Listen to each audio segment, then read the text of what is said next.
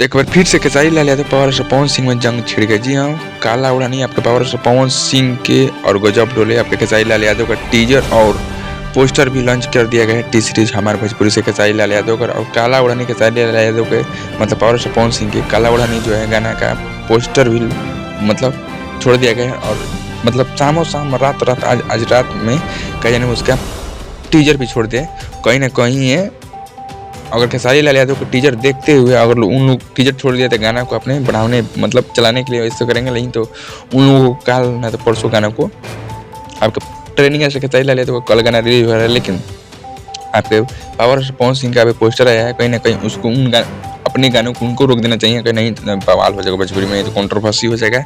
और कंपनी वाले एक कंट्रोवर्सी चाहते होंगे तो गाना छोड़ेंगे पावर स्टार पवन सिंह और उठू टीजर छोड़ेंगे और कहीं ना कहीं झगड़ा होगा और विवाद होगा, फिर से खेसारी पवन कंट्रोवर्सी होगा और उनका यूट्यूबर लड़ेंगे, इनका यूट्यूबर लड़ेंगे।